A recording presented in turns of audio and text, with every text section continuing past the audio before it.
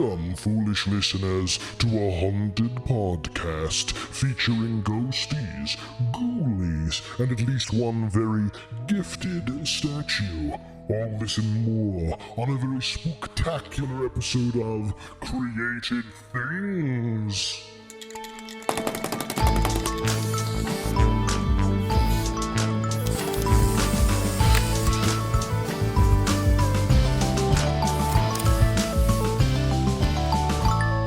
Hello and welcome to Created Things, the only art podcast hosted by one guy who looks like a ghost at Halloween and another guy whose vestments make him look like a ghost all year round. How's it going, Father Gabriel?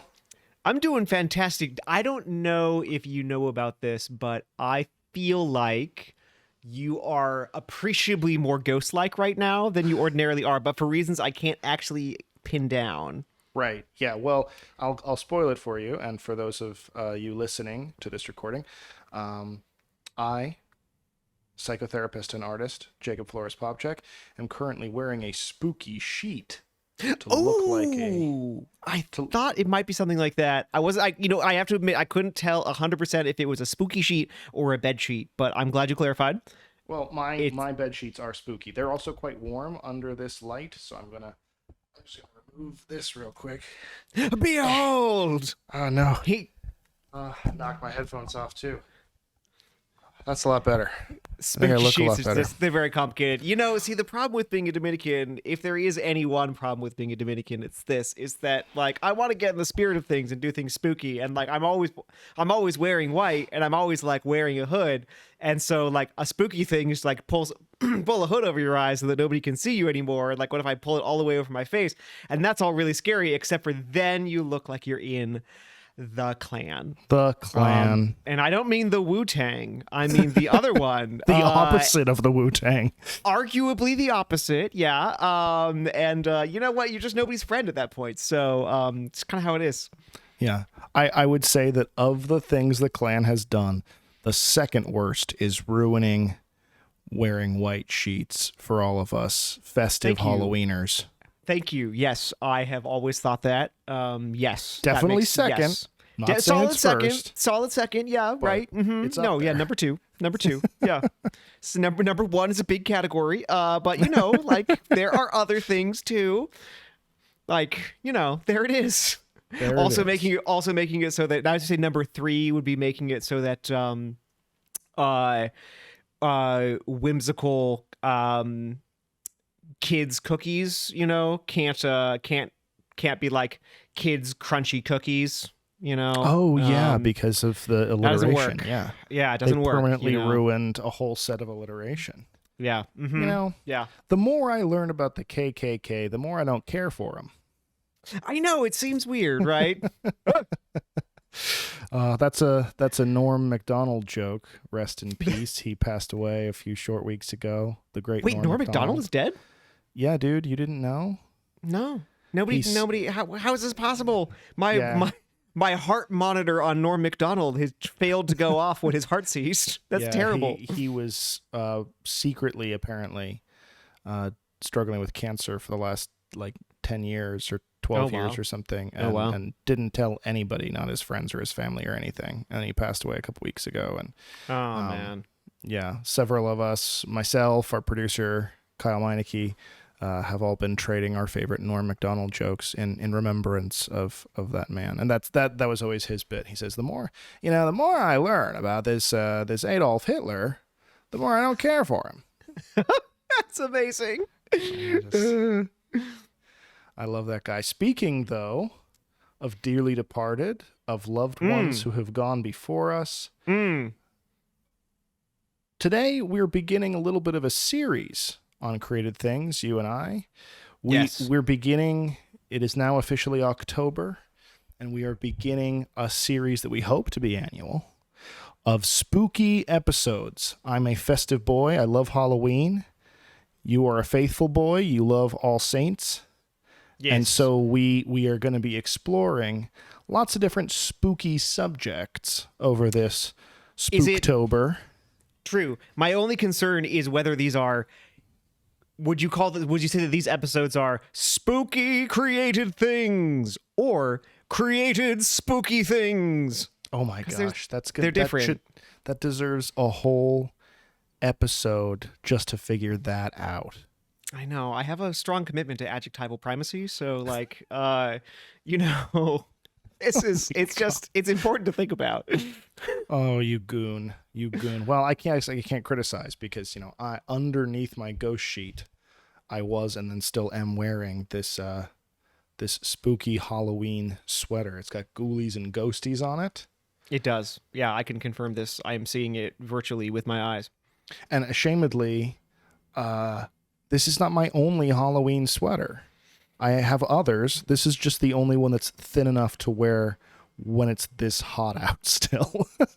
Yes, because Cincinnati has gotten more than its special share of global warming. So, by the way, has Chicago. Yeah. Oh, yeah. We just went ahead and traded in everything else to cash in 100% on global warming. And it's just 1,000 degrees. So it's all great. Yeah. It's like surface of the sun and everybody gets shot. So like, what would you not want? So Bishop Theodore from our last episode was right. The world was melting. Please. Yes, Theodolf, exactly. Sorry, I thought it was yes. I always think Theodorf in my head, but it's Theodolf. Excuse me. Dorf. I like Theodorf though. Dorf. More like Theodork. One time I was asking my brother, who's my eldest brother, who is a classicist, I had written this paper on like contemporary Japanese novel and a modern Japanese novel from the 30s, and I had written this paper that I thought was very clever, and I told him what the paper was about, and I was like, I need a clever classical epigram, but I'd never, of course, like read any of the classics and didn't speak, Greek or Latin or anything like that. And so he gave me this really sweet quote from Epictetus, but I never heard the name Epictetus, and so I put it in my paper as this like cool little head note epigram at the beginning as Epicletus. And to this day, Epicletus has remained my favorite classical Roman hillbilly. There of which there are many, but I'm glad he's at the top of the list for you. Indeed. Yeah, exactly. Indeed. Well, I want to jump into this because we got a lot of ground to cover this Spooktober, you and I, and we've talked about a couple of the topics we want to discuss in this series, and we realized that really the first one we should do is just talking about Halloween itself. Growing up, I did not experience this in my family, thank God, but I was surrounded by many very devout, well-intentioned, I always have to put well-intentioned in there with an asterisk, religious families who felt that Halloween was evil. Evil. And they would not let their kids go trick-or-treating. Or watch spooky movies with ghosties or ghoulies or anything with magic in it. And I know. And I was fiercely judged for my participation in the holiday, which led me on a lifelong quest to defend Halloween to my Christian brothers and sisters. I've collected a lot of very nerdy information over the years that has only doubled down on my excitement the second October 1st hits. So I'm very excited to discuss with you what is the often unknown Catholic origins and importance of Halloween, why Halloween is a lot more badass than you think it is on both a cultural and a spiritual level, and get into all those nitty-gritties. But I'm curious, before we start, like historically, what's been your personal experience of Halloween? So, me personally, I didn't grow up Catholic. I grew up Presbyterian, and so we were pagans. We did whatever we wanted. No, but my parents were good about it. They were not uptight. They didn't really care. So we would dress up and we would do things, and whatever. It was all just pretty ordinary stuff. Halloween, I confess, for me was always a somewhat vexed time because I, gentle listener, have a fatal allergy to eggs and nuts, which makes me the easiest human being on the planet to kill.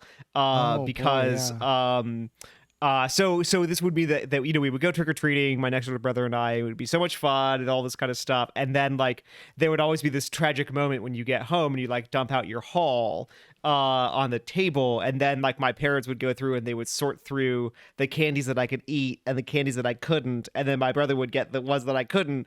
And then you would end up with this kind of like little sad pile of Smarties, which by the way, they're all right, when you can't eat any other candy. Smarties are still pretty good. Sure. But then like all the really good candies would like go over to my brother, and so there's always like a little bit of a selfish, heart-wrenching moment of like, this too shall pass. See, I had a similar experience, but it was self-chosen and therefore way less empathizable. I just didn't like candy, straight up. Oh, I just genuinely just didn't like enjoy a psychological candy. Problem. Yeah, that seems I was not into good. Halloween for the most fabulous reason, which was that it allowed me to wear costumes outside.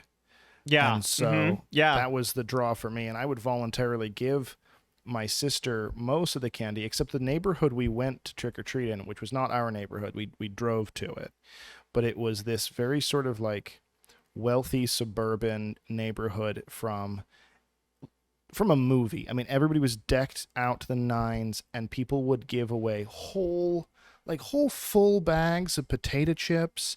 They would give away those like mug juices for kids, like the little plastic barrels.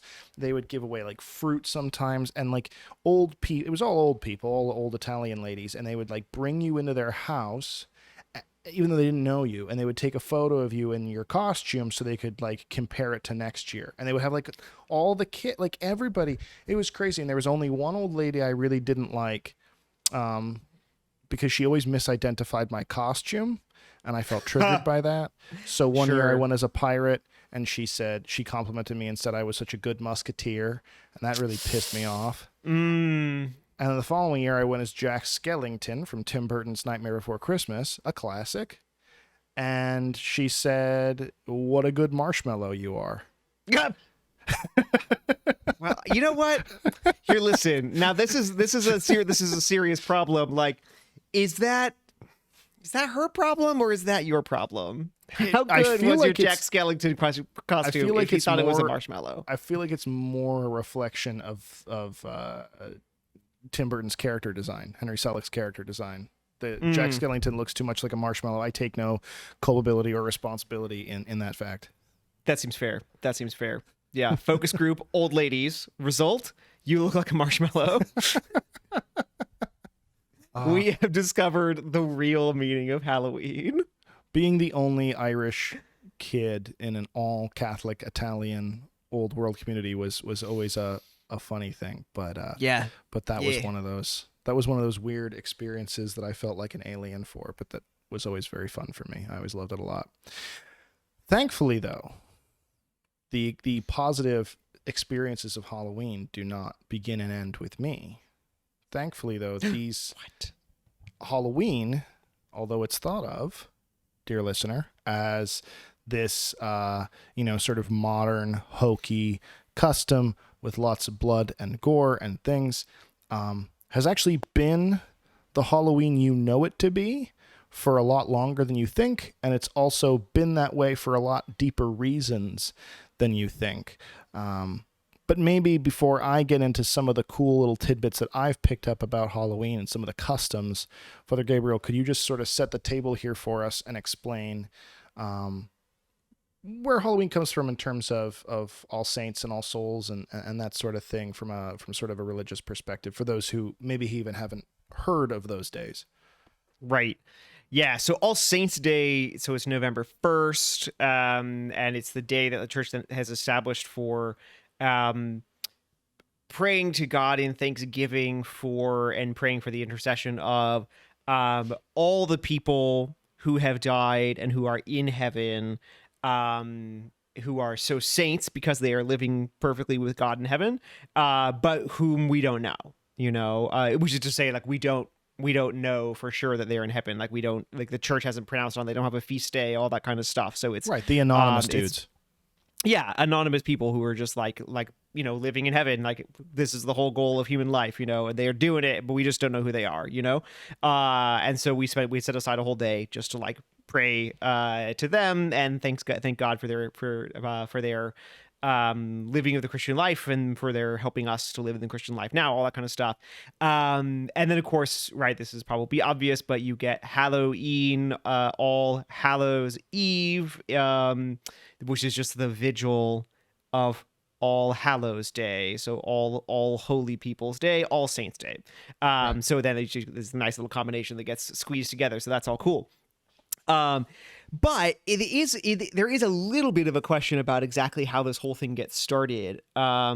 So I happen to have with me here, behold, not the original. I have printed this from a PDF. You printed it? I printed it from a PDF, but I have here. Pilgrim? Yes, I did. I printed it with a quill. And it is the first All Saints Day homily, actually. Wow. Like ever? Which is, yeah, as a universal feast day, yes. This is the first one. We have record of it because it was preached by this guy named Helizacha to Louis the Pious, who was emperor. He's after Charlemagne's son, and so everyone involved was famous, and they saved the whole thing. And the way that he says it, so Helizacha says thank you. At the beginning of this first homily, he says, "We read in the ecclesiastical histories that Saint Boniface, who was the fourth to hold the episcopacy in Rome after Gregory the Great," and he goes on to explain that what he says happens is that this Pope at the beginning of the 7th century asks the Emperor Phocas for the church in Rome that had been the pantheon, so dedicated to all the gods. And he says, like, well, listen, it shouldn't be dedicated like gods because these aren't real gods, they're demons. But we should like banish all the demons, and then we should like make this thing dedicated to Mary and all the martyrs. So Mary is like queen of the martyrs, and then Mary and all the martyrs. And so that happens, and so the emperor gives him the pantheon, and then it's rededicated as under the patronage of Mary and all the martyrs. So if you go to the pantheon today, that's what it's known as, right? So it's everyone calls it the pantheon, but if you go inside, it's dedicated to Mary and all the martyrs. So there's that. Historically, it seems like the day that was, I think it was March 13th or May 13th. I always forget which one, was the day that was originally celebrated. And again, it's more local. It's in the city of Rome. And it's for this one specific church for Mary and all the martyrs. Right. This is not a massive holiday for all of the Roman Empire, and this isn't even a response to a specific holiday. This is a response to basically a specific building that they're now occupying. Yeah, there's some thought that that the choice of that day may have had something to do with there was a Roman pre-Christian religious holiday for the dead on that date. In March 13th to May 13th. I forget which one it was. Again, I'm sorry, I should know, but I don't. And so there's some thought that maybe that date was chosen to sort of supplant and replace, which of course was a pretty common thing in the early days of the church. This was relatively late. So I need to do some more looking to see whether that's exactly what happened, because the early 7th century is kind of late for a Roman religious holiday to continue to be observed. So I would be a little bit surprised if that was the case, but it might be. Anyway, but then at one point the date gets shifted to November 1st, and there isn't a lot of consensus on, there's no consensus on why that is. But the date gets shifted to November 1st, and it really starts to get observed in, so originally we see this like local holiday kind of for this one particular church, and is just in the city of Rome in the 7th century. And then in the late 8th century, you start to see some record of like England, Ireland, especially England and Ireland, and then eventually what's going to be like your Carolingian Empire, celebrating it on October 1, and it's specifically as the Feast of All the Saints. October 1 or November 1? November 1, excuse me. Okay, November 1 as the Feast of All the Saints. So exactly what its connection to Rome and what Rome was doing is a little bit hazy, because we just don't have all of the links in the chain. It's possible that basically they had kind of heard about the idea of celebrating all the saints and then like shifted it to their own date for their own reasons. But then significantly, the 8th century, this is the time period when like all these missionaries are coming from like mostly Ireland, some from England, and they're running all over what's now like Germany and France, and preaching and converting people like crazy, and they're hugely influential, and they become really kind of at the heart of the Carolingian Empire and all of this. And one of these guys we have a very clear record of, Alcuin, who's English, he's from York, and we have like letters from him talking to people in what's now Germany, in the Carolingian court, talking about like celebrating this Feast of All Saints, and this, or something like it. And then this sermon, this seems to be the very first one for like the public celebration of this proposed as a universal feast day. That's not just like a local thing. It's not like it's not one country. This country seems like it's actually kind of established by the Emperor Louis the Pious, as this feast day that's going to be observed in the entire empire, on November 1st.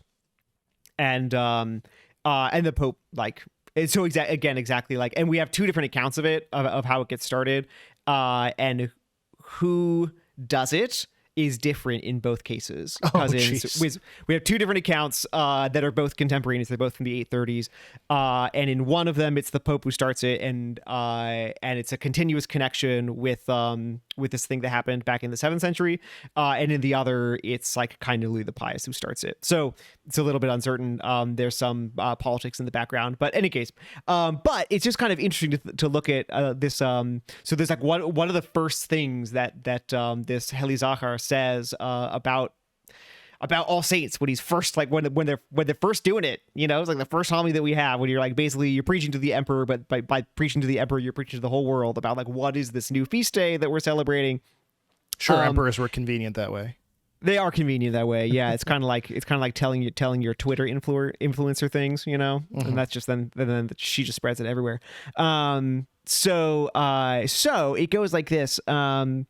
Okay, so this thing is established, and then so it's considered that that this is the day in which we preach to the honor and memory of all the saints, so that whatever somebody has done by human frailty or from ignorance or negligence or through over involvement in secular affairs, on this solemnity of all the saints, it might be fully expunged, and that by fully expunged and wiped away by this holy observation, holy observance of this solemnity, in such that we might be able to ourselves attain, under the patronage of so many patrons, to the joy of the heavenly spheres. And it goes on and on and on, which I think is really great, that there is this at the beginning, this penitential or like purgative recognition that like, okay, so we've sinned and done bad stuff, and that there's something particular about going to all the saints, and that in thanking God for all the saints, that you are it's particularly tied with repentance for your sins, receiving deeper forgiveness for your sins, and receiving the intercession of the saints to bring you to heaven. which is really cool. It is really cool. And it reminds me of something, you and I had a conversation some time ago where you said, and it stuck with me, that fundamentally Christianity is not a religion. It's a relationship, right? It's not actually designed to be an organized religion. It's designed to be a relationship at its core.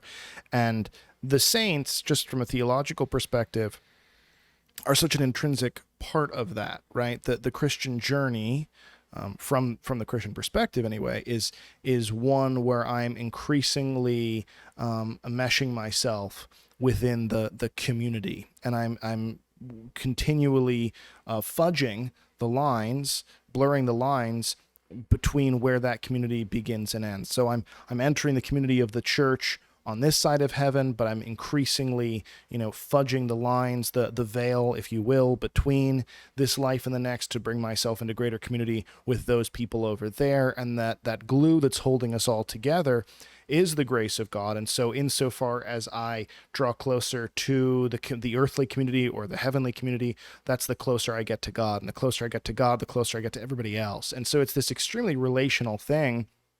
And I see, veneration of the saints, of course, as emblematic of that, but the feast of all saints and what has become Halloween as especially emblematic of that, at least in kind of a celebratory way. I want to cut back though to something you were talking about. You were talking about how, this feast supplanted some kind of a Roman tradition of some sort. And I wonder what your thoughts are going to be on this, but I want to give my 2 cents on that quickly, just because I think there's a perspective widely propagated by like History Channel and these sorts of like pop historical venues that says, that sort of posits this narrative that Christians are running around and somehow they've got maybe like military might behind them, or they've got some kind of, power to influence other people with. And they're rolling into town and they're saying, screw your holiday, man. You're not allowed to celebrate that holiday anymore. And then they're just repackaging it almost immediately as this sort of weird Christian off-brand version. And that is what you hear all the time. You hear that Christians did that with Halloween. Now you're saying that might have been kind of a Roman custom. Some people have argued that they're doing that with an Irish custom. Sam Hain. Not a lot of archaeological evidence to suggest that that's necessarily true, but we'll put that on the table for a moment. People argue that, of course, Christmas was done for that reason. This used to be a midwinter festival. This is pagan, blah, blah, blah, and Christians stole it from us, et cetera, and so forth. And again, I'm curious what your thoughts are going to be, but I just think that opinion is super offensive to pagans, or should be. I think it's just super derogatory towards pagans, because if I was celebrating something and some guy came into town and said, you can't celebrate Christmas anymore, for instance, okay? You have to celebrate Snowflake Day instead. Yay! And we're all going to celebrate Snowflake Day instead. I would hate that. Even if he let me do all the same things. In fact, especially if he encouraged me to do all the same things. If you're like, you can still have a Christmas tree, you just got to call it a Snowflake Day tree now. And all these things, I would be livid. I would fight it tooth and nail. And most people would, which is why you get, a lot of Christians now resisting what they think is what they often argue is the commercialization of Christmas, right? They don't want their customs to be misappropriated and secularized. And I think any human being is that way. I just can't imagine a pagan person going along with that. And then on top of that, I think it's pretty, in order for that theory to be functional, it has to paint Christians as excessively stupid. So pagans are excessively weak in this theory, and Christians are excessively stupid because in this theory, they stamp out the local holiday and they say, you have to carry on our off-brand version of it. But, what's to stop the pagan from just secretly practicing their version of it and then just publicly saying, oh, no, it's Snowflake Day. It's Snowflake Day, right? No Christian, no matter how evil that Christian was or corrupt that Christian was dumb enough to go for that, right? So I feel like that theory fundamentally misunderstands human nature. I have my own theory as to kind of why this happens, or what the reasoning is behind sometimes why there is this amalgamation of secular and Catholic custom historically. But I want to toss it over to you. What do you think of what I'm saying here? Do you agree with where I'm coming from? Or? Well, basically, I mean, my sense is that, like, even when it's clear that, like, Christianity has taken over or adapted days or elements of a festival or whatever from other religions, it's like, I think we have to understand that properly. So, like, for instance, okay, with Halloween, it's really uncertain, right? So what you mentioned about the Irish thing is, like, super, yeah, that's, like, dubious at best, you know, like, it's just not, there's not solid evidence for it. We don't really know. This other thing that was in March or May 13th. Okay, maybe there was some connection there, but again, like, we have a date shift at some point, and, like, so what's connecting it? What's bringing it all along the way? That's a much less clear-cut case. The clearest cut case, and we're gonna get ahead of ourselves a couple of months, is Christmas, obviously. So, like, in 274, Emperor Aurelian, who is super duper into the sun god, he establishes December 25th as the Dies Natalis, so the birthday of Deus Sol Invictus Mithra. So just the Mithra, the god of the unconquered sun, or the unconquered sun god. And that's, you know, this is not disputed history. Like, it's just, Aurelian didn't reign for long. He reigned from 270 to 275, and he was just super duper into the sun god. And he didn't, you know, this had been around before, but he was super into the sun god. And so in 274, he makes December 25th, feast of the birthday of the sun god. And you can see, fair enough, I mean, there's natural historical connections here with, like, midwinter and, you know, the day that the sun starts to rise again, you know, from the dead, as it were. Makes perfect sense. Then the first time that we have evidence that Christians are celebrating the Dies Natalis, the birthday of God, of Christ, on December 25th, is we have a record of a homily, not the homily itself, unfortunately, but we have a record of a homily given by Pope Liberius, that was delivered in either 353 or 354. So something like 75 years after that day is chosen as the day of the birth of the Mithra, the god of the sun, it becomes the day that the Christians celebrate the birthday of Christ. Before that, it had been January 6th, what we now celebrate as the Epiphany. Those get separated, basically. In the West, they get separated, and eventually that gets separated everywhere. So, like, that's a really undisputed historical sequence of events. Sure. Like, that's just what happened. But again, like, I think what's wrong here, so you can get wrong from a couple of different perspectives. One perspective is to say, like, well, that just means it's really pagan all along. It's your kind of, like, super low church, like, Bible only sort of, I mean, it's kind of Jehovah's Witnessy, actually. Like, we don't celebrate holidays, we, you know, whatever. Mm-hmm. Notion that, like, all of your holidays are actually pagan, and the fact that you celebrate them means that, like, secretly Christianity is always just pagan. It's always just like an amalgamation of a bunch of lies. I love, side note, that you are basically approximating and drawing a parallel between, like, modern Wiccans and Jehovah's Witnesses as essentially believing the same thing, because I know how uncomfortable that would make both groups, and I love it. Yes, exactly, which I think is all good. Yeah, so there's that, which is just really embarrassing, because, well, we'll talk about that in a second. And of course, sometimes Christians can have that same anxiety, you know, that, like, oh, but if we took this over, then, like, I'm anxious about that, because if we took it over, then maybe this is a kind of paganification of Christianity and, like, whatever. Or alternatively, maybe Christianity is, you know, just the latest iteration of a more eternal truth, and, you know, we're colonists and it's all terrible, right? Which is sort of the more secular approach to that. Exactly. So we get the kind of, like, Golden Bough, Joseph Campbell kind of situation, where it's like just a hero with 1,000 faces, you know, nothing's new, nothing's old, it's just, there it is. Okay. But listen, that's just not getting it right. That's just not getting it right. like, the fact is Christianity has never been afraid to see itself in the good things of other times and places and cultures. That it's exactly the wrong way around to say that Christians went to pagans and said, like, hey, come celebrate like our bargain basement Christian knockoff version of what you're doing. The Christian contention in discovering that coming to this richer understanding of Christ, the Son of God, his, being co-equal with the Father and all these things, and connecting this with really kind of originally March 25th and then connecting it with December 25th because of that.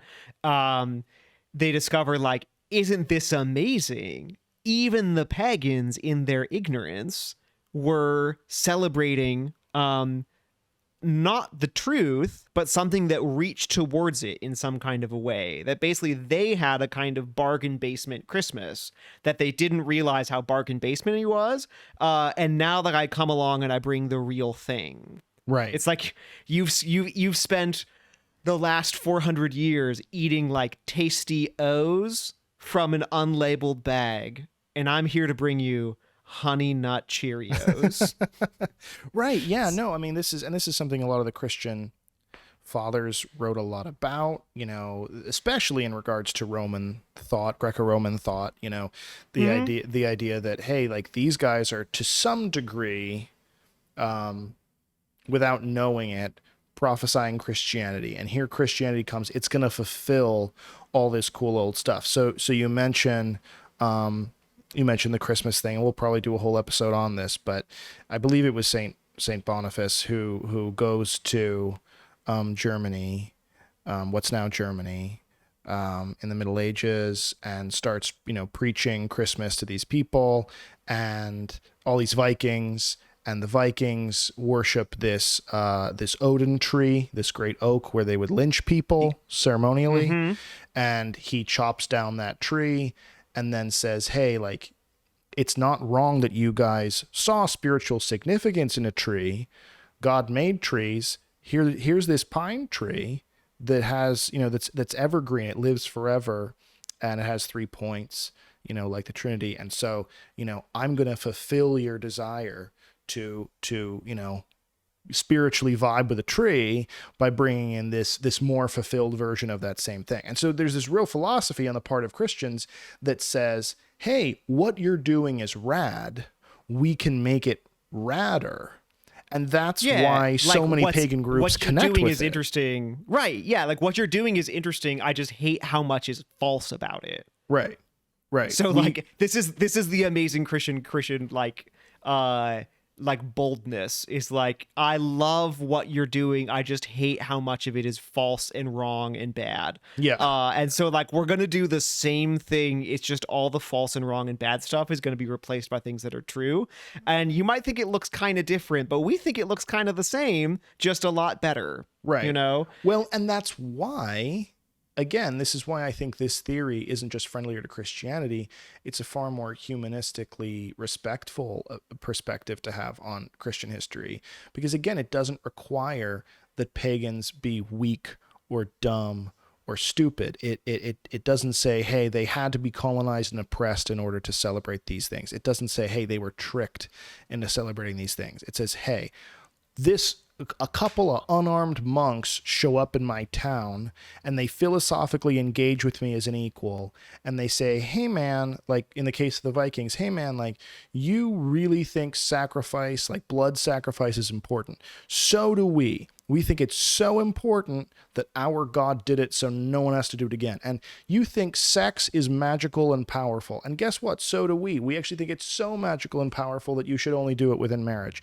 And so on and so forth. And so there's this sort of yes and, like the comedy improv kind of yes and to the pagans, right, where they are ultimately in most cases where Christianity takes root, feeling respected by the way these beliefs consecrate their own beliefs, and they're joining up. And we can see that because of how much Christianity takes root in those places. And in the places where it didn't really take root so hot, it was because that same kind of philosophical equality was not initially sought after by those missionaries. And so as we get into this conversation about Halloween, I know this is a hell of a lot of preamble here, but as we're sort of talking about Halloween, I just want to emphasize that this isn't something that we, appropriated away from historically Romans or, dubiously the Celtic Druids.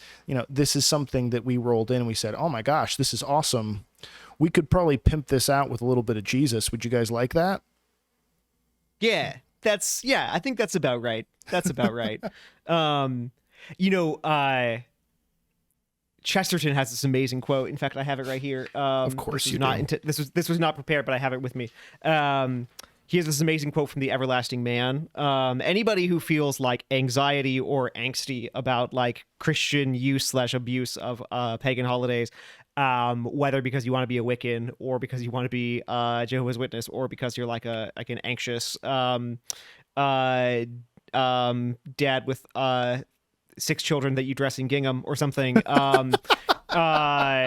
should read The Everlasting Man by G.K. Chesterton, which is just absolutely phenomenal. And he says this, he goes through this kind of Golden Bowie, Joseph Campbell-y, like Hero of a Thousand Faces-y kind of like, oh my gosh, it's all just the same, and look, like the dying and rising wheat god, and like all this kind of stuff. So all these kinds of things of like, oh, it's just really the same thing. And like soul, Deus Sol Invictus Mithras, and then like, oh, and then like Jesus, and then oh, like the sun, and like, okay, it's like, isn't that cute? Like, yeah, we found a bunch of the same things. He says this. He says, the life of man is a story, an adventure story. And in our vision, the same is true even of the story of God. The Catholic faith is the reconciliation of mythology and philosophy because it is the realization both of mythology and philosophy. It is a story, and in that sense, one of 100 stories. Only it is a true story. I love that. It's the best. It's the best. It's because it puts it exactly right. Like, it is a story. It's just the true story. Right. And so we shouldn't be shocked that the God who wanted himself to be known over all of human history, who made human beings only so that they would be able to know him and love him, and spent all of creation like reaching out to human beings to try to teach them about himself and giving them a natural desire for himself and all these things, that even when people get things really, really, really deeply wrong and mess things up real bad, that there should be like echoes and fragments and shattered elements of the true story that will be like strangely picked up and echoed and re-echoed, and that when we look at like myths and pagan festivals and these things, that you can see a lot about them that is not true, and sometimes very harmful, but there can be things about them that we're reaching for the truth, and that this is what Christianity says. It's not like, you people suck, you're the worst, doesn't it suck to be dumb like you? It says like, we were just like you. This is Paul, right, in the letter to the Romans. Like, we were just like you. We were reaching out in ignorance, and God in his goodness like let even nature speak to us, and it told us some things, and we got a whole lot wrong. But guess what? Jesus Christ like took our nature, and he gave us what we couldn't ever get by ourselves, and we want you to have it too. Yeah, which is whether you ultimately, because you and I share, that we really want this podcast to be, accessible from any standpoint. I know that it's hard to define every single term we use, but I really don't care what you, the listener, personally believe, and I'm glad you're here, and I'm glad to sort of be engaging in this conversation with you. And so what I love about this read of the history, which I think is the truer read, is that it is so much more respectful. It is so much more respectful of everybody involved, and I think that whether or not you actually believe in Christian tenets, just the knowledge that that was the Christian philosophy from just a purely anthropological place of saying, okay, that's what these guys were actually coming in and saying. You know, I think it's such a more palatable and more honest look at history than the one that we've marketed as you know, pagan as victim and Christian as victimizer, that I think, it's something that we can all get behind a little bit more and have some more interesting conversations about.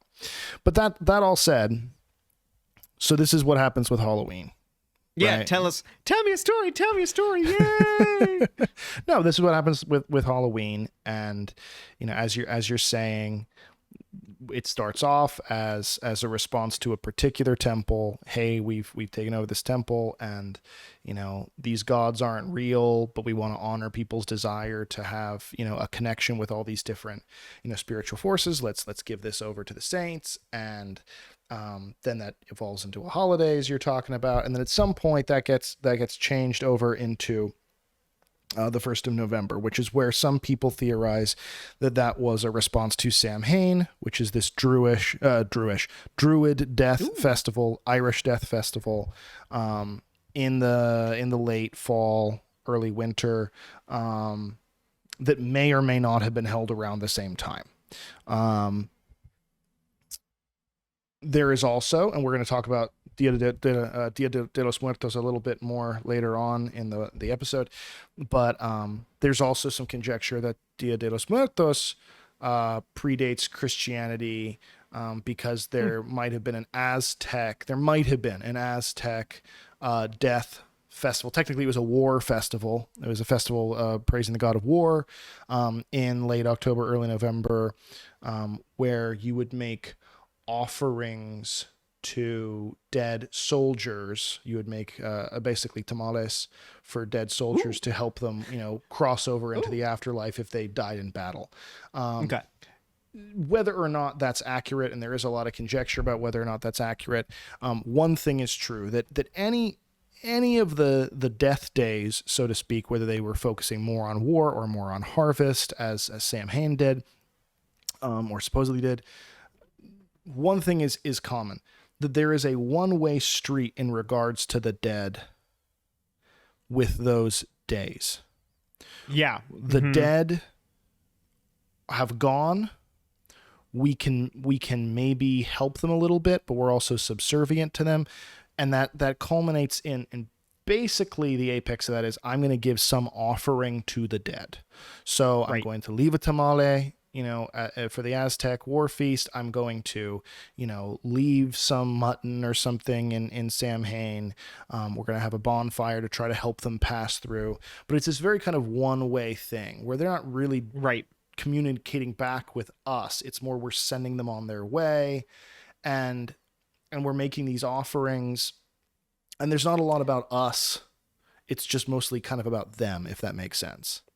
It does. And, I just looked up because I couldn't exactly remember the date, but just bringing in from a culture that was not going to have Christian influences, where at any point, you mentioned the Aztecs, of course, but in Japan, there's this it's Obon, the Obon Festival, which is also, I couldn't remember the date, but it's earlier. It'll be it's a lunar thing, so it'll be between middle of August and middle of September, but it works exactly the same way. I'm sure you've seen photographs or videos of it. It's that really you put lights in kind of a rice paper lantern. Yes. Mm-hmm. You float it down a river, or you release them into the air. It's stunningly beautiful, really, really beautiful. But so just saying another totally non-Christian culture that would have formed this custom well before any Christian contact, that it works exactly the way that you were saying, So just to be able to say that there was question mark, maybe this death festival in Ireland, this death festival in Mexico, or what's now Mexico.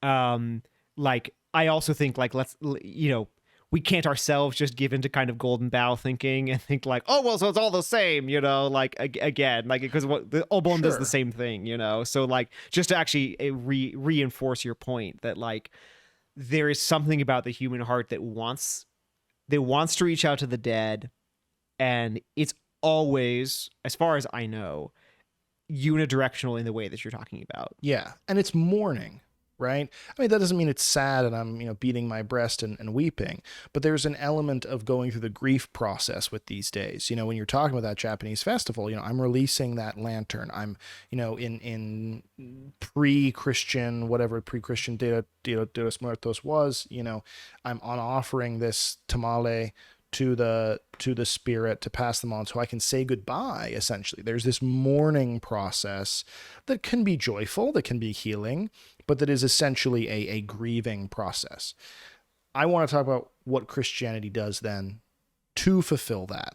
Like we're talking about how Christians come in and say, that's cool, but we can pimp it out with Jesus a little bit and make this more rad. I was talking before about how there is this attitude in Christianity that everything is relationship, that I'm drawing closer to relationship within the church on this side of heaven, drawing closer to the saints over there, drawing closer to God by way of drawing closer to everybody else, drawing closer to everybody else by way of getting closer to God, and this constant cyclical growing in relationship kind of a thing. And that allows death feast days to become two-way streets. Right. It's no longer just that I am making an offering to this dead person and saying goodbye. It's now this dead person is communicating back to me. It's this dead person is perhaps praying for me to God, or, communicating to God on my behalf. It is now I am actively drawing closer to that person, perhaps more close with them than I could have been in life, because maybe they were kind of a schmuck, and, maybe my mom wasn't the nicest mom in the world. Now she's dead though, and she has been redeemed in Christ, and she can be a better mom to me dead than she ever was alive, and I can communicate with her, and not in the sense of I'm speaking directly in sort of a psychic way, but in the sense of growing closer on a heart level to each other. And that pivots, All Hallows on an anthropological level, pivots death days into not a grieving process, but a celebration. Right? Yeah. Now, because my crappy mom has now been redeemed in Christ, and we can be closer than we ever were before, this is a celebration now. This isn't grieving or saying goodbye. This is saying hello to a deeper form of relationship than we ever had before. And so a lot of the customs that very early anthropologically start coming out of All Hallows Eve, Halloween, are a response to that celebratory nature. Everything else before was mourning and offering. Now it's celebrating a number of different facets of death and mortality that a pagan would not have felt comfortable celebrating. That's really interesting, because it also strikes me that one other thing that gets transmuted away definitively is the sense of propitiation, because that's also a big part of this. I'll be honest, I have no idea what that word means. It's, when you propitiate somebody. Obvious, dude. It's obvious. It's just when you propitiate somebody. So there's often in most cultures, maybe in all cultures, there is also this sense of like the dead. Like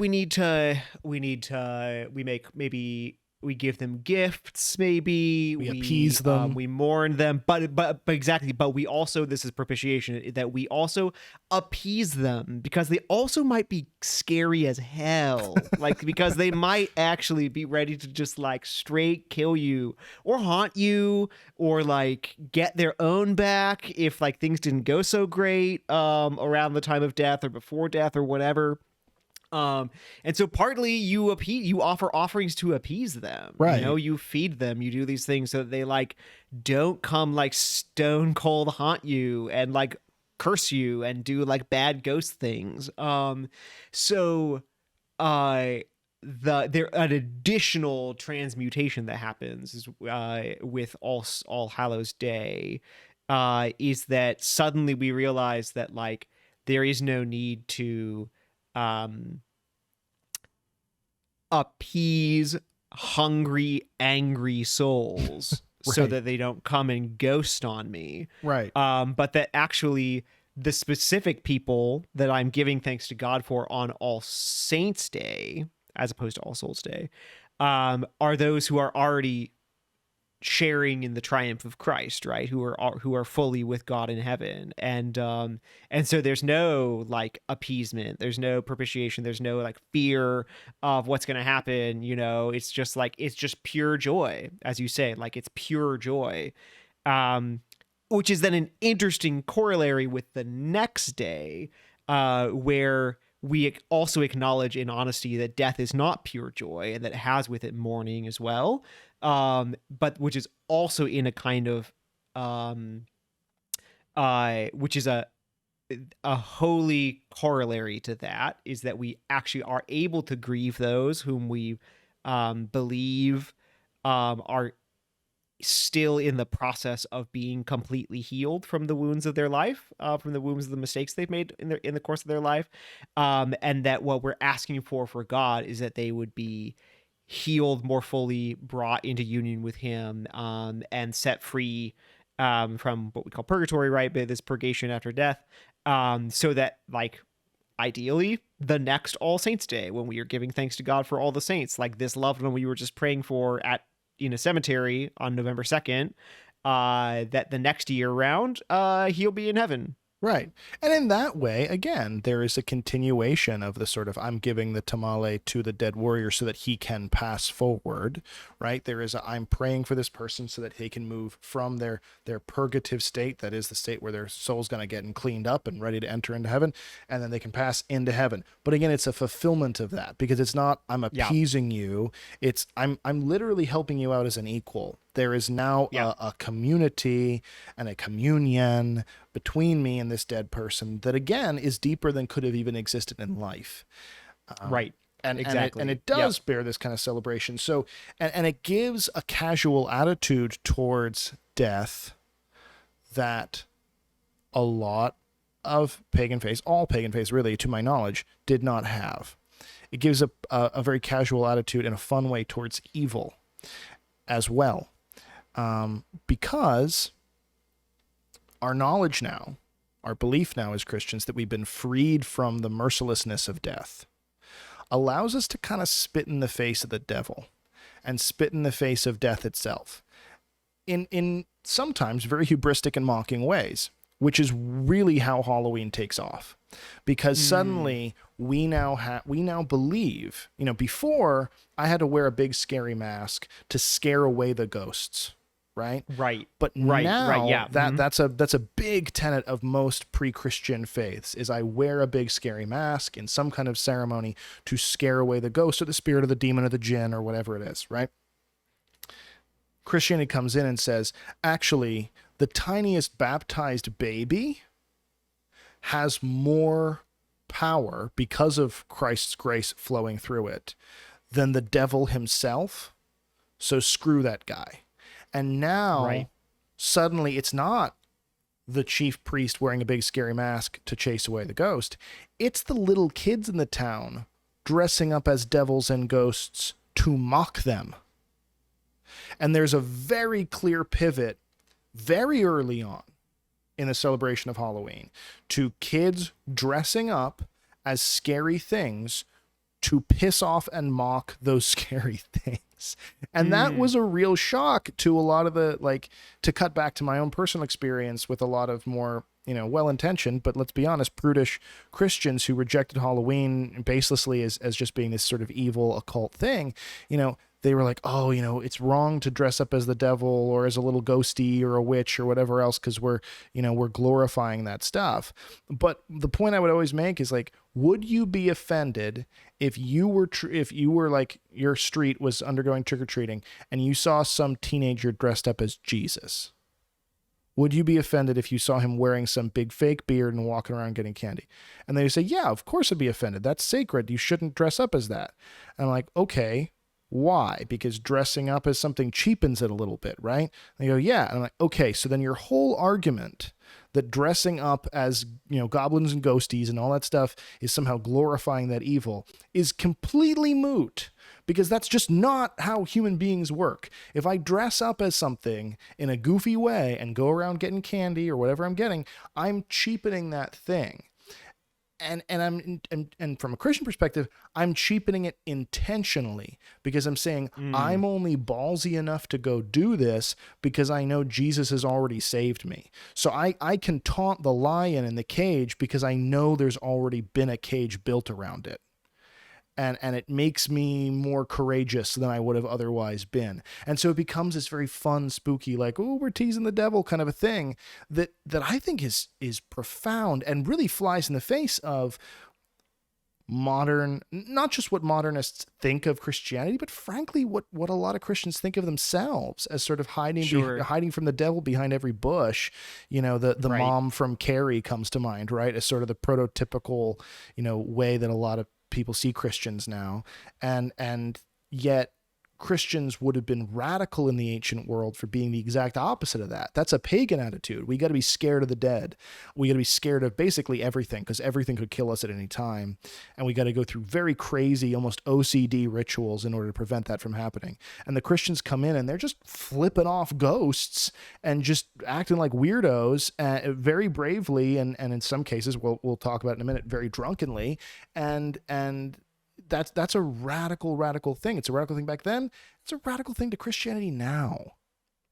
That's I didn't know that context, but that's a really interesting connection because okay, so there's this, so this is crazy. So there's this crazy moment. So we talked earlier, like a lot of Christian, there is Christian cultural context that's really just very peaceful and like, hey, like let me just like pimp yo kind of mediocre festival into like some sweet festival, so there's that. Sometimes it's like real chaos and violence, faux show. So there's in the latter camp there's this, but it reminds me of what you just said is there's this incredible event in 392 in Alexandria where so there's I think some Christians are like digging into a basement to like just basically expand, like dig a foundation for a church. I think what's happening. Alexandria is a super important city, in Egypt, and it's just this like huge cultural center. Pretty decent library, 5 stars on. Pretty, yeah. If I would say 5 stars, I think the Library of Alex would, yeah, exactly. I think it was already gone by this point, but I can't remember. I forget when it burns down. Anyway, so in 392, these Christians are like, they're just digging way down, and Alexander's hella old, right? And so when they're digging down, they like stumble across some like just whatever stuff from some other gods, basically. One of which is the technical term for which is a priapic statue. Which means a statue with a big old dingle dangle dong on it. Cause like, this is a thing in a lot of religions. But they had, fertility gods and stuff like that. And one of the ways that you have them is they have these big dongs. And so they find, this is incredible. So these Christians, they dig down just cause they're just digging, and they find this big, gigantic Wang statue. And they start marching it around town, like having a complete fake pagan procession, because the pagan religions are big into processions too, and so they had this whole thing where they're like running around this big dong statue and making fun of it, but it's all in the mode of like a serious religious festival and a serious religious right, it's parody procession, but it appears to be like entirely spontaneous. They're just like, oh my gosh, this big dong statue is hilarious, guys. I know what we can do. And like, so then the pagans, who by the way are like 90% of the town, get super pissed. And like, long story short, the Christians burn down one of the most important temples in the whole world.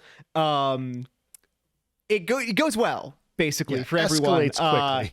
It escalates. Well, it escalates over the course of like a week or so, and by the end of it, the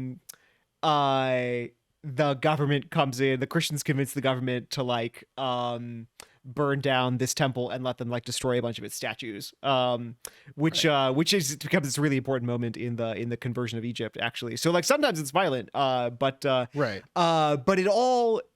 it all starts with actually this reality that you're talking about, which is this like, just like, this is hilarious. Like, wouldn't it be hilarious if we just kind of like basically taunted this and like ran it around all over town? This is not a suggestion, by the way, for people to develop Halloween costumes with big dongs. I'm just saying. We're not formally suggesting it. We just won't be mad at you if you do it.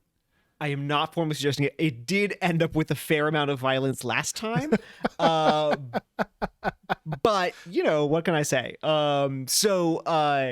But yeah, I hadn't thought about it, but you're right. There is this kind of there's this bizarre, sometimes even uncomfortable Christian just like, oh my gosh, this is hilarious. Yeah, and again, per what you're saying here, I want to cut back to my reading of history with, you know, Christians engaging in dialogue, et cetera, and so forth. I really don't mean to, just to be clear, paint Christians with this kind of smiling lens that we always did everything right and we're just great people all the time. Christians are the first people to say that we suck most of the time, and we do everything pretty poorly. We know what we ought to be doing, and we think that's pretty cool, but we're often hypocritical about it, and we fail to rise to the standards that we believe God has set for us, and the standards that we very explicitly talk about.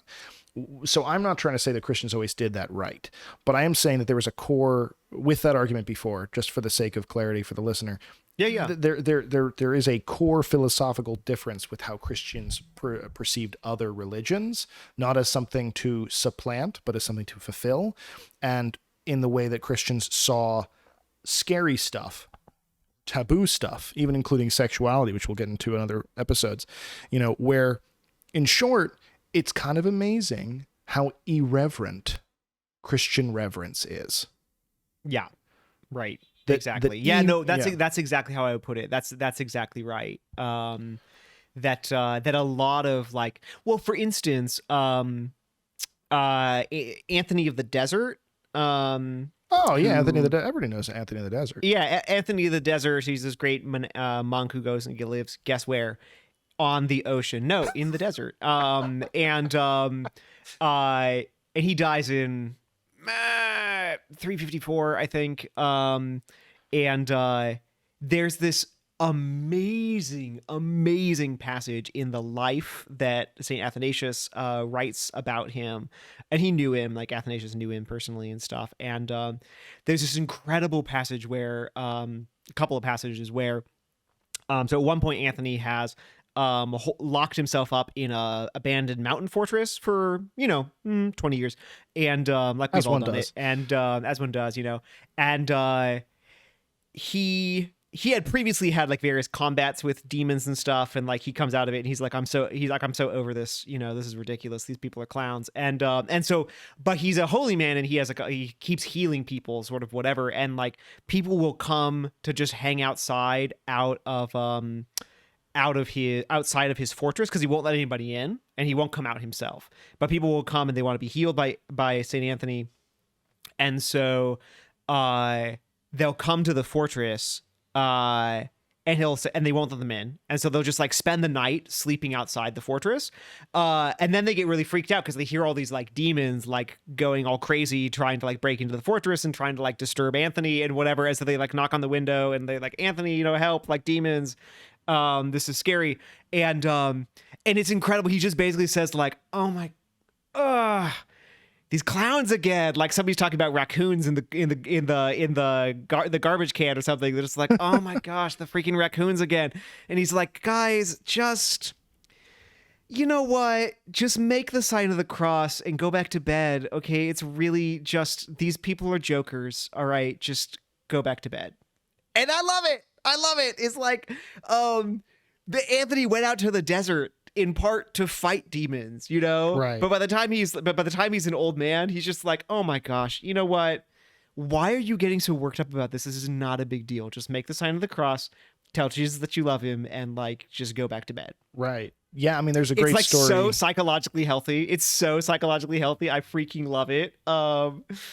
It's incredible. It's incredible. I mean, there's another story. I'm looking it up right now, to get the details right. But there's another story about Saint John Vianney, who the story goes that, and this is the patron saint of priests, and the story goes that he was fasting quite radically with nothing but boiled potatoes, and that at some point, he hears this cacophony of clattering noises, very poltergeisty type crap, and he comes downstairs and sees Satan himself like destroying the kitchen and these visions of hell, and Satan screaming at him, potato eater and all this, all kinds of expletives and stuff like that. The worst possible. Right, exactly. And he looks at Satan, he says, "Oh, it's only you," and he goes back to bed. That's awesome. Right. And that's whether or not that story is apocryphal, that is the collective Catholic attitude towards evil and darkness and things of this sort. And so this, again, to come back to our main topic here, this becomes an inextricable part of the celebration of Halloween, and a fulfillment of that pagan thing where suddenly it's a celebration, suddenly it's a goof off, and a lot of really cool customs come out of that. And the biggest one is trick-or-treating. Now, a lot of people think, and I'm curious what you'll think about this, but a lot of people think that trick-or-treating is a more modern invention.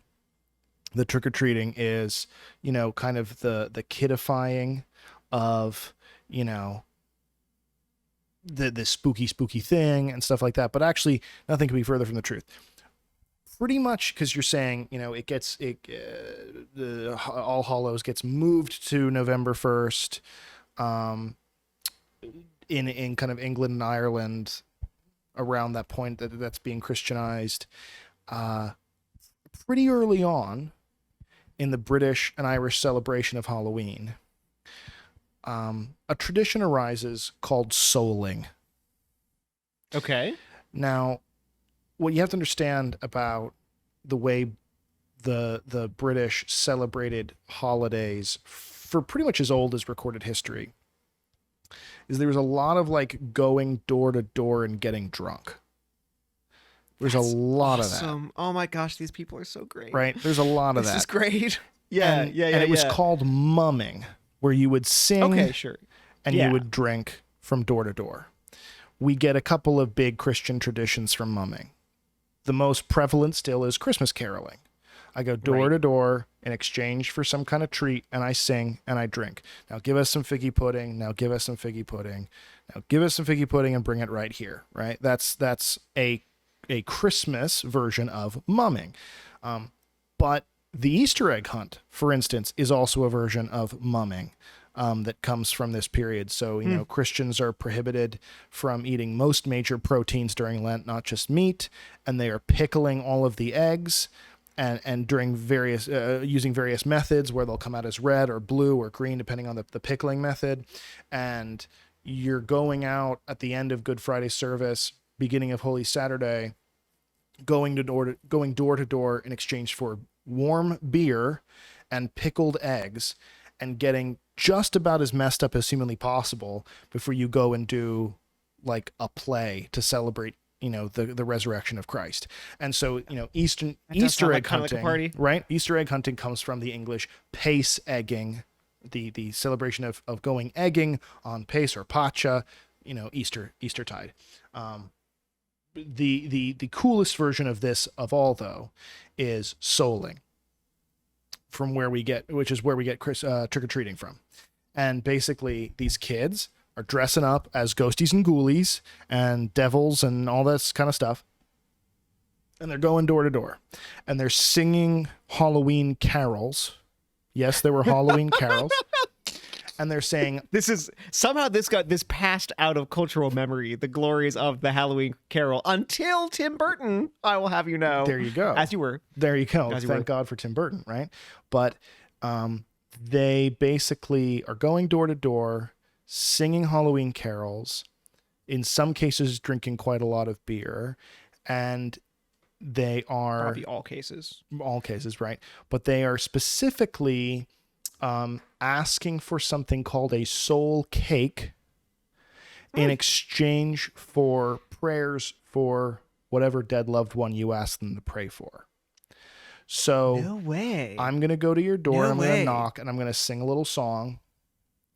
And then you're going to give me a soul cake, which is essentially a shortbread cookie with dried plums or apples or raisins in it. So, it's a tasty little, cookie. And you're going to give me this cookie. And then you're going to tell me, hey, would you pray for my grandma? She died last year. And I'll go, yes. And I take my cookie and I go on to the next house and I drink more beer and I eat more cookies and I pray for these people. And then the next day at, because this is All Hallows Eve, the next day at All Hallows Mass, I pray for all those people whose families gave me cookies. Right. That's awesome. This is literally, and there's some great versions of this song. Unfortunately, some very dumb people, again, well-intentioned, but dumb people, have weirdly optioned this as a Christmas carol because they assume that all carols from the early medieval period are Christmas songs. So most famously, Peter, Paul, and Mary from the 60s did a Christmas cover of the Souling song. And then most recently, Sting, world famous performer Sting on his Christmas album did a performance of the Souling song, and it unironically slaps. I will say this, it does slap, except for the fact that they made the bridge of it just an instrumental version of God Rest Ye Merry Gentlemen, which of course resets it as a Christmas song, and that pisses me off. But the rest of it unironically slaps. Amazing. But yeah, it's a beautiful, soul cake, a soul cake. Please, goodness, is a soul cake. An apple, a pear, a plum, or a cherry. Any good thing to make us all merry. A soul cake, please, good Mrs. A soul cake. 1 for Peter, 2 for Paul, and 3 for him what made us all. And this is this song that I'm singing door to door. Now, of course, this gets watered down in America, pop culture, as trick-or-treating, and there's some, intersection here. We're skipping a lot of history because, after the Catholic persecution by Puritans in England during the English Renaissance, all Catholic holidays get banned. Christmas gets banned. You're not allowed to go to church on Christmas. No good Christian would ever go to church on Christmas. Halloween gets banned. Yeah, obviously not. I mean, I never did as a kid, so let's be honest. Yeah. But also Halloween gets banned. Also colored clothing gets banned. Tennis gets banned. Theater gets banned. All good Catholic things like tennis. Right, tennis and color. All that stuff gets banned. Some Catholics get pissed off. They try to blow up Parliament in early November. Listen. It's okay. Okay. Everybody blows up Parliament every now and then. And you gotta remember, my lawyer tells me I never said that. Well, I mean, in your legal defense, they banned tennis and color and Christmas and Halloween. So they were kind of asking to get blown up, And then check it out. When they finally allowed tennis back, they still didn't allow color. Right. So that's why everyone will be wearing white all the time. Right. I knew so this couple of really, really, really, really, really historically, epically inept Catholics try to blow up Parliament, fail miserably. They become great scapegoats for anti-Catholic sentiment in England at the time. This is what we know as Guy Fawkes Day. He was sort of the de facto leader of the group, Guy Fawkes. And so Halloween within Protestant England, which has abandoned Halloween because it's too Catholic, now finds a way to do a lot of their Halloween traditions through an anti-Catholic holiday where they're literally, burning the Pope in effigy. They're burning Guy Fawkes in effigy. Yeah, they're singing, anti-Catholic songs, but they're still drinking and going door to door and eating cookies, and they're still having their bonfire. So this is a way to get that in, despite the fact that that has been made illegal. And that pretty much fully supplants Halloween, except for a few, Catholics who are celebrating it quietly and reverently, until, of course, George Washington bans Guy Fawkes Day in the United States.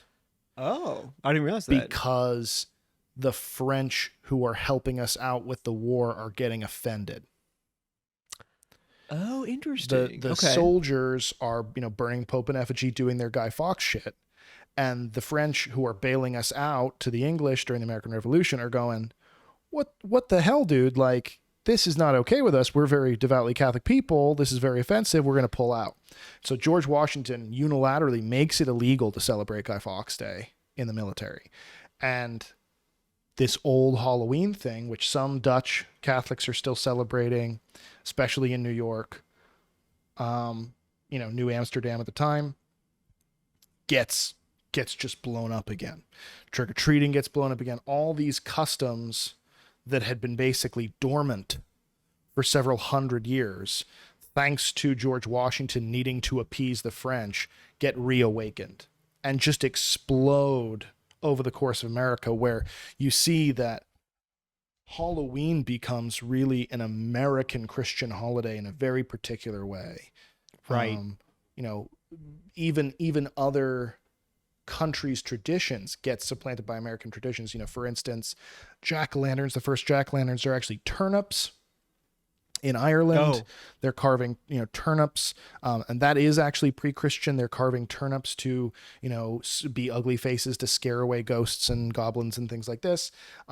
That gets supplanted into Christianity and then brought over, and we can do it way bigger and better with pumpkins, baby. Everything's bigger and better in America, so we start doing it with pumpkins. And other countries, even the countries like Ireland, who, were doing the turnip thing, start taking the pumpkins back, and this is what's called anthropologically and in religious studies the pizza effect, where like pizza in Italy was just bread. It gets brought over, turned into what Americans consider pizza, and then gets brought back to Italy, and now Italians are eating American pizza as pizza, right? So we see this with St. Patrick's Day, for instance. Not really a big thing in Ireland, becomes a huge thing in America as Irish Catholics say, hey man, we're human beings too, we deserve a holiday to celebrate us. And then now if you go to Dublin on St. Patrick's Day, it's like freaking crazy, right? But it's because they took this American thing that had been Americanized and brought it back. And it's just, and now you have all these poor Irish people who honestly didn't deserve it, eating this New York Jewish cut of beef, which is the worst food on the entire planet, which of course they never ate because it's a thing that New York Jews invented. Right. We're talking about corned beef and cabbage. Corned beef. Here, Yeah. And now the poor Irish have to eat it because it's quote Irish, and it's such a tragedy. It's such a tragedy. It is a tragedy. But what's not a tragedy is how Halloween has been proliferated and experienced this great reawakening in response to a shutdown of anti-Catholicism that has really gone international. I mean, Halloween is celebrated everywhere now. It's been more evangelically successful than even the religion that started it. And you see that, and I know we're not going to give a ton of time to Dia de los Muertos here, in part because we're two white guys who aren't going to be able to give it justice. But, that particular holiday, you see a very similar thing here, right? If there is any Aztec basis for it, again, it's the giving of tamales to warriors, but now saints come in and Christians come in and Christ comes in, and now I can communicate with those dead. I can celebrate, and it becomes partially celebration, partially reverent. And then the pizza effect happens there too, because, all this Christian art happens in response to Day of the Dead, the little skeleton figures, the ofrendas, where we make the little remembrances, the memorials to dead people. And then it's like 2005 or something, and a James Bond movie comes out, Spectre, where they have him fighting an assassin or something in a Day of the Dead parade in Mexico City, which doesn't exist. That didn't happen. But the same year, the Mexican government, in order to facilitate tourism, installs the first ever official Dia de los Muertos party and retroactively makes it this cultural celebration. So a lot of the stuff you're seeing, again, pizza effect, but it's how anthropologically different religions collect these things. And I think the fact that starts off with this Catholic laissez-faire attitude towards all things scary, and a really fun tradition of going door to door and getting cookies and beer in exchange for prayer, becomes this thing that is now a spooky season for everybody all over the world. That's amazing to me. Right. And I do think that there's something in it that is that's complicated, because just like you're saying, that this turns, we're sort of seeing is this what happened? Is this what it was like to be a pagan in 355, when the Christians are all saying now, like, no, on Christmas we celebrate, on December 25th we celebrate Christmas, and then like the pagans are like, nah, brah, but what about like Deus Sol Invictus Mithras, Right. Is like you describe that kind of happening with like Catholics and Guy and Halloween and Guy Fawkes and the Protestants and all of this. So that is interesting that kind of like there that you see that certain like resilience and tension here in cultural customs and how that's connected with religion. And I wonder now if like one thing that we see about this like very international version of Halloween that is in most of its aspects like strictly kind of post-Christian, like how that relates to this history, which is really fascinating. I didn't know anything about because I think obviously we can say as Catholics, like, well, fantastic. Then like let's like live our own history and just like be cool with this and like have a great time and like give out candy sweaters. And get candy and stuff, wear spooky sweaters, etc. Like, okay, fine, that's totally cool. But now I sort of wonder like, so, but then it seems like culturally it's moved so far beyond this that it's actually now becoming something else. Just it's the inverse, that it's becoming something else on that we're moving away from the true story to a different story. That we're moving away from the pimped out Christian version to like in fact a kind of bargain basement-y version that's like Party City and like all the rest, that, like quite literally. I mean, let me just that is literally Party City, like let me just say it like the two words that I was thinking about when you were giving that like very beautiful presentation is like, well, yes, but what about naughty nurses? Right. You know what you're I'm not saying? wrong. It's you're not like wrong. Yeah. And so like I just think like, and this isn't just like to like conclude this super fascinating discussion about like the history and like religious anthropology of Halloween by saying like, well, yeah, but then like Party City opened up in like 1985 or whatever, and like now everything is ruined.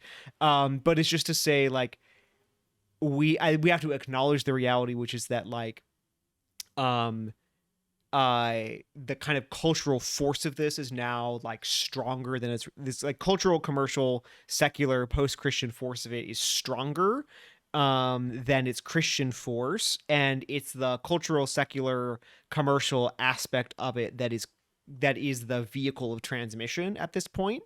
And so I just now it creates this really interesting reality for us, like to think about this. So like now what is it?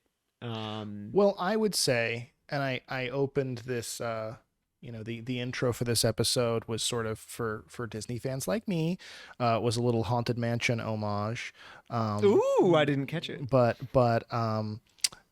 there's a great line in the Haunted Mansion where it says, which leaves you with this chilling challenge to find a way out. Challenge. And that's what I would say. You say, what is it now? I would say it's a chilling challenge to find a way out.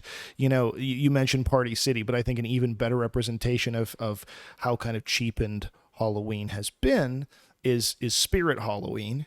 Right? Spirit Halloween is those big stores that kind of come in and they take over a derelict building for 3 or 4 weeks every October. And yeah, I think this is the one I meant. Yeah, totally. Right, and they sell the cheapest possible crap imaginable, and then they leave. Right? And I think that's actually a very good analogy for what's happened with Halloween. We as Christians inadvertently let the building be emptied. And when Christians allow their buildings, their emotional, spiritual, anthropological, cultural buildings to be emptied, culture isn't going to not celebrate stuff. They're not going to be okay with that vacuum. Fair point. So point. A Spirit Halloween is going to move in. Yeah. Right. And secularization isn't the conquering of Christianity by the neo-pagans. It's like a little kid who we abandoned and decides to continue doing their version of the celebration without us. And that's on us. The chilling challenge, therefore, that I would pose and close out this episode with is, let's go in and fill the building again. The Spirit Halloween is only there for 4 weeks. That derelict building is there all year. And we can furnish it with an unabashed, hubristic kind of laissez-faire attitude towards death and evil all year round. We can fill it with a devotion to the saints and to our loved ones who've gone before us all year round. We can spook and celebrate and praise God all year round, and we can fill that building so that when Halloween comes around next year, you said earlier when All Saints comes around next year, hopefully we're better. When Halloween comes around next year, there's no room for the cheap, shitty, off-brand Spirit Halloween version of our holiday to move in again. So bring us some soul cake. So bring us some soul cakes. So bring us some soul cake and a cup of good cheer. Right here. Listen, Perfect. we were doing different endings, but I respect that. That's awesome, dude. Thanks, man. I accept this is a chilling challenge that is also a rousing challenge, and I respect it immensely. Well, praise God, and we wish you guys good luck in embracing this chilling, rousing challenge. We wish you blessed luck with your trick-or-treating, with your souling this year, and we ask you to just go forth and create cool things. This has been Created Things, an art, soul, and mind production with Jacob Flores-Popchak and Father Gabriel Torretta. Production by Kyle Meineke and Jessica Flores. Theme song by Federico Carranza. For more on the podcast and on its hosts, visit artsoulandmind.com.